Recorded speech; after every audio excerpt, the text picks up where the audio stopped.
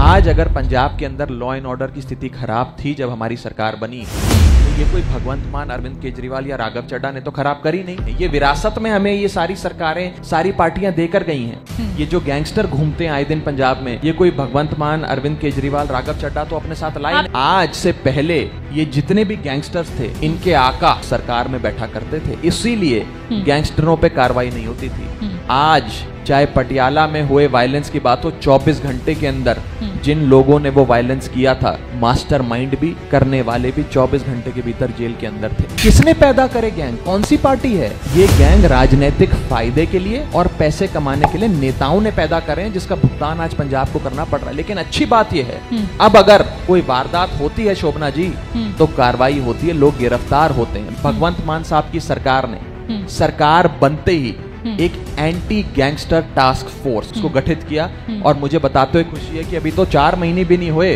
264 gangsters को force ने गिरफ्तार किया। 55 से ज्यादा गाड़ियां सीज करी गई, 206 से ज्यादा इलीगल वेपन सीज करे गए। अब लॉ एंड ऑर्डर बेहतरी की ओर है, और मैं आपको विश्वास दिलाता हूं, पंजाब सरकार, मान सरकार आने वाले समय में लॉ एंड ऑर्डर की ऐसी स्थिति पंजाब में बनाएगी कि देश के राज्य सरकारें हमसे सीख लेंगे। आज क्या ये लोग हमारी गवर्नेंस को लेकर विपक्ष हमसे सवाल कर सकता है? पंजाब सरकार हो या दिल्ली सरकार हो, नहीं कर सकता। आज विपक्ष ये नहीं कह सकता कि भगवंत मान की सरकार भ्रष्ट सरकार है, क्योंकि ये तो ईमानदार सरकार है। वो ये भी नहीं कह सकता कि भगवंत मान की सरकार गैंगस्टर चलाते हैं। ये भी नहीं कह सकता कि सरकार निकम्मी है, काम नहीं हो रहे, क्योंकि जमीन पे काम होते नजर आ रहे हैं। उस विपक्ष बेचारे के पास एजेंडा क्या बचा? पंजाब के अंदर एक ईमानदार सरकार आई। सबसे पहले हमने एक एंटी करप्शन हेल्पलाइन लॉन्च करी, जिसमें 55 से ज्यादा लोगों की गिरफ्तारियां हुई। अपने ही एक मंत्री को बर्खास्त किया, जेल में भेजा। मैसेज साफ है कि भ्रष्टाचार बर्दाश्त नहीं किया जाए। 300 यूनिट मुफ्त बिजली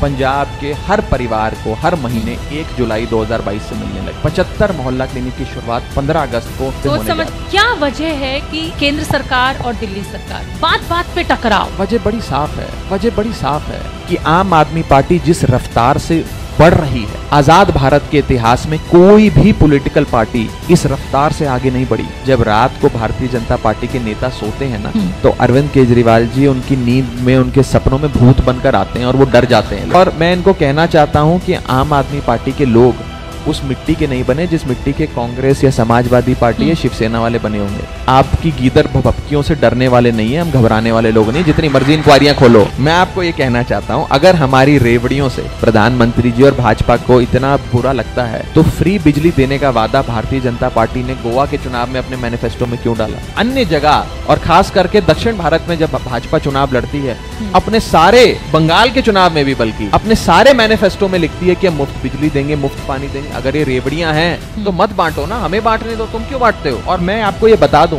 ये रेवड़ियां नहीं है, ये एक मजबूत देश की नींव रखने के लिए एक एक ईंट है, जो अरविंद केजरीवाल एक एक ईंट अपने हाथ से इस देश की मजबूत नींव बनाने में लगा रहे हैं। कांग्रेस जहां खड़ी थी ऐसे ऐसे नीचे आ गई, आम आदमी पार्टी यहां थी। हम इस रफ्तार से आगे बढ़ रहे हैं। रफ्तार के आधार पे इसको प्रिडिक्ट किया जाता है कि आम आदमी पार्टी कहां खड़ी होगी। और मैं आपको बता दूं, आने वाले समय में आम आदमी पार्टी कांग्रेस पार्टी का नेशनल और नेचुरल रिप्लेसमेंट बनेगी, राष्ट्रीय और स्वाभाविक विकल्प बनेगी। कांग्रेस पार्टी के पेट में आग नहीं है, भूख नहीं है, वो लड़ नहीं पाते बीजेपी से, अपने घुटने टेक देते हैं। अरविंद केजरीवाल और आम आदमी पार्टी इकलौते ऐसे हैं जो भाजपा से लड़ते भी हैं, जीतते भी हैं, टक्कर भी देते हैं।